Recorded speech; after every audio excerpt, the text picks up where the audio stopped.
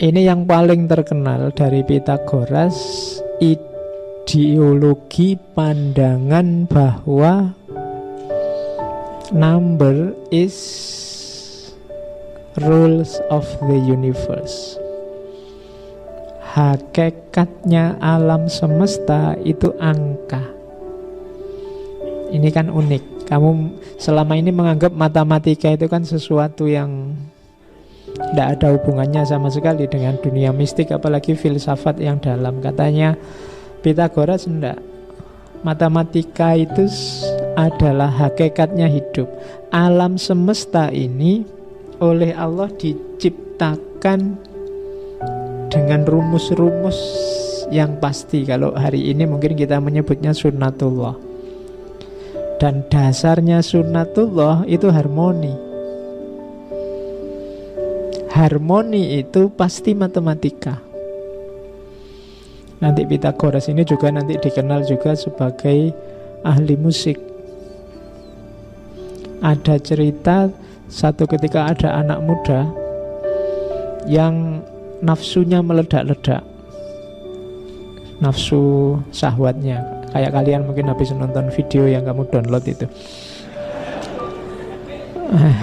Iya. Terus anak muda ini didekati oleh Pythagoras. Terus Pythagoras bernyanyi. Jadi mendengarkan lagunya Pythagoras itu nafsunya langsung turun. Ya, boleh kamu coba. Ya, nanti kalau ada temanmu lagi bernafsu kamu nyanyi, nanti kan nafsunya hilang ganti marah. Oke. Nah, dunia ini hakikatnya adalah angka-angka. Angka-angka itu berarti harmoni-harmoni. Kalau pakai bahasa kita itu sunnatullah. Jadi semesta ini diciptakan, kalau bahasa di situ, dengan perbandingan-perbandingan, dengan harmoni. Ada panas, ada dingin, ada, itu kan harmoni-harmoni. Ini kan kalkulasi-kalkulasi matematis. Musik kan juga begitu, notasi-notasinya harmonis. Jadi hakikatnya alam justru harmonis. Allah itu membuat sunnatullah untuk dunia ini biar seimbang, harmonis. Dan ngomong harmoni itu kan ngomong hitungan-hitungan, perbandingan-perbandingan. Begitu harmonimu kacau, kalau manusia secara fisik mungkin dia sakit. Kalau alam ya mungkin kadang ada bencana, kadang ada itu. Itu karena harmoninya rusak. Jadi hakikat hidup ini, hakikat dunia ini itu sifatnya numbers, angka-angka, matematika. Maksudnya apa? Dia berada dalam konstruksi harmoni-harmoni, perbandingan-perbandingan. Nanti ini mungkin diadopsi oleh, kita kenal falsafah yin dan yang, kemudian kita kenal falsafah, kalau di Jawa ada sastra jendro, itu kan sebenarnya ngomong harmoni-harmoni. Kebaikan dan kejahatan itu ya ada dalam rangka harmoni-harmoni. Kalau tidak ada kejahatan ya mana ada kebaikan. Kalau tidak ada orang sakit, mana ada dokter. Keberadaan dokter meniscayakan adanya orang sakit. Nah, itu harmoni-harmoni. Kalau tidak ada orang miskin, mana ada orang kaya. Nah, logika-logika semacam ini kalau diterjemahkan secara verbal ya lahirnya angka-angka, keseimbangan.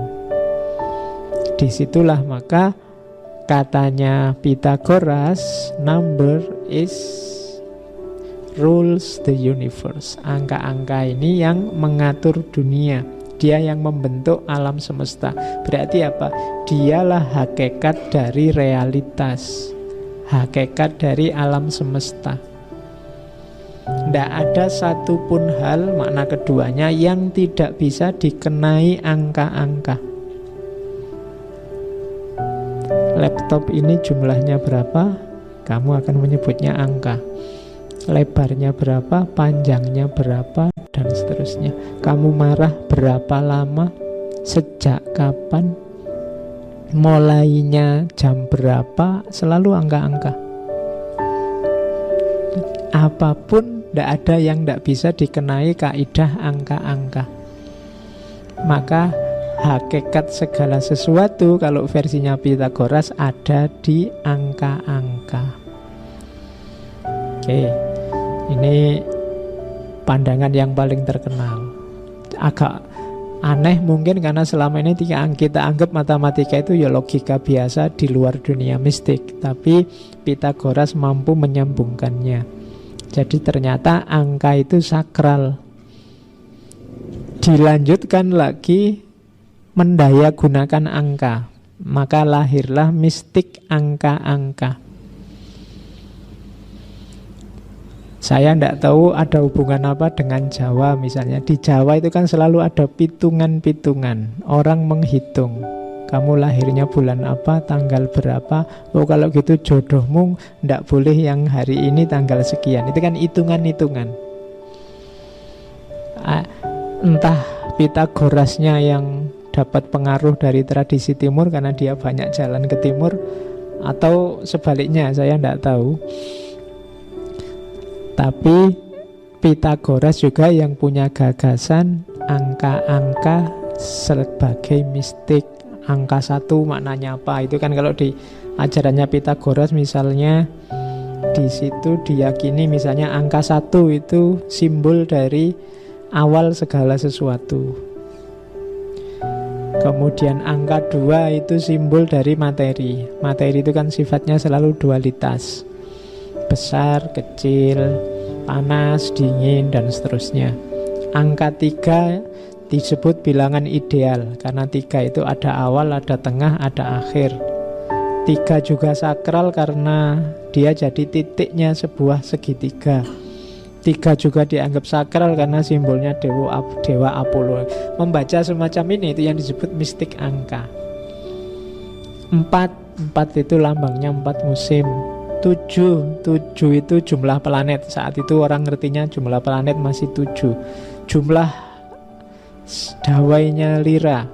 Kemudian ulang tahunnya dewa Apollo dan macam ini namanya mistik angka. Jadi angka ternyata ada maknanya.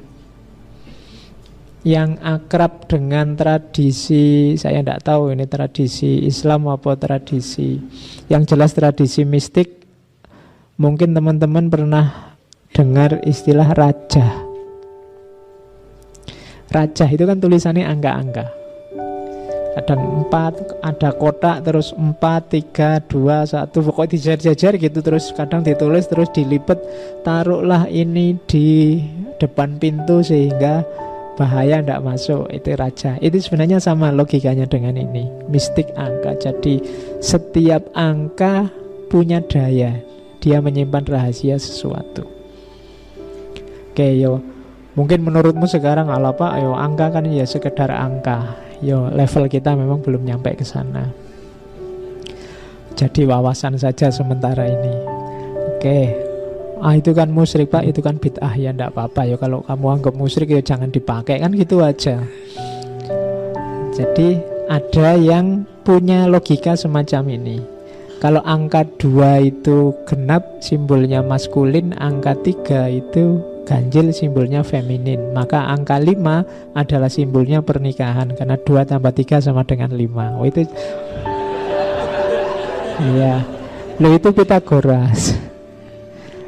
Ya, jadi ini kan membacanya agak rumit. Kamu boleh pakai simbol-simbol kayak gini kan jarang orang ngerti. Kalau ngajak nikah yuk kan enggak enak. Kita 5 yuk. Nah,